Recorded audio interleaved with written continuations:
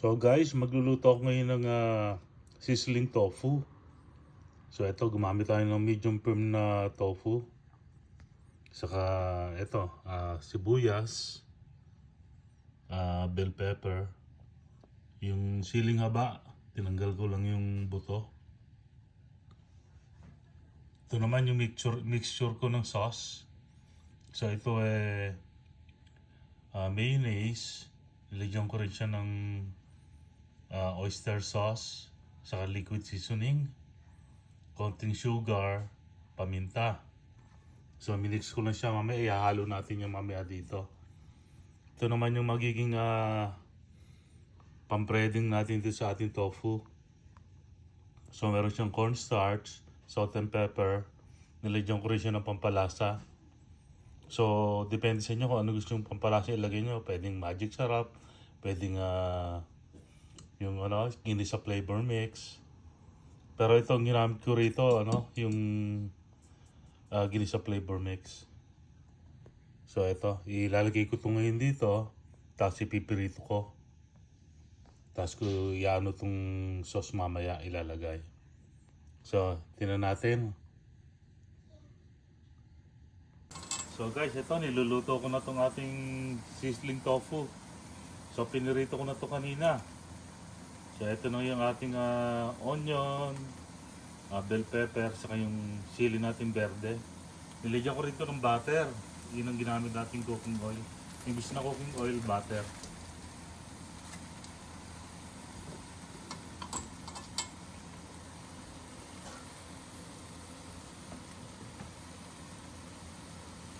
Ihalo lang natin ng konti ito ngayon.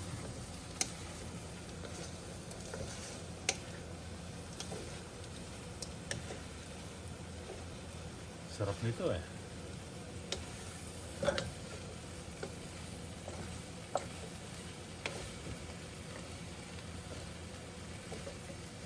So pwede na rin natin ilagay itong ating sauce. Ito yung tinimpla natin kanina.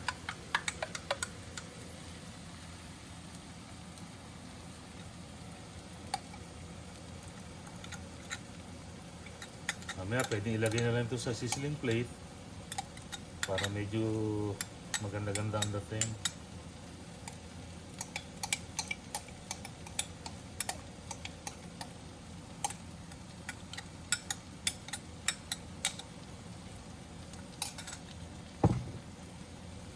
So i-mix lang natin itong maigi.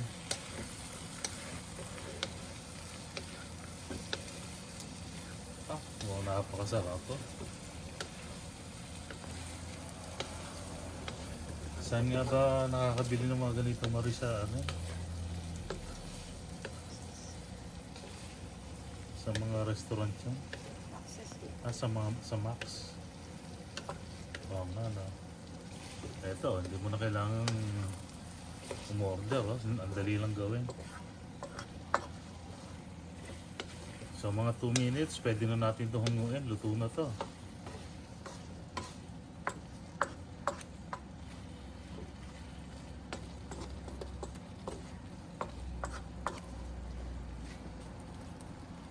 Pakulo-kuloy lang natin ng konti. Napakasarap niyan, ha?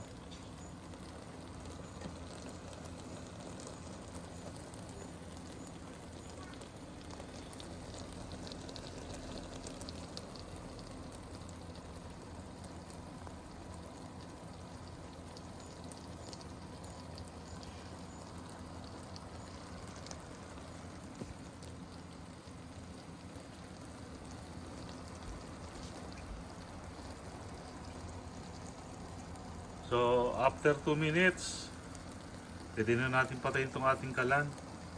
At luto na itong ating sizzling tofu. Taking ng time na to.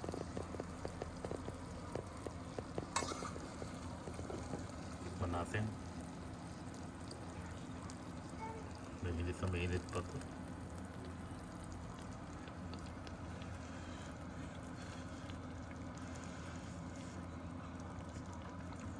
Ako, napasarap.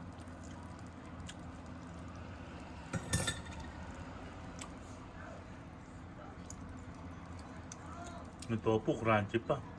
Ang sarap. Parang gusto ko na naman sumiyat nito. Terrible, napakasarap. So guys, kaya nyo to, napakasimple lang gawin.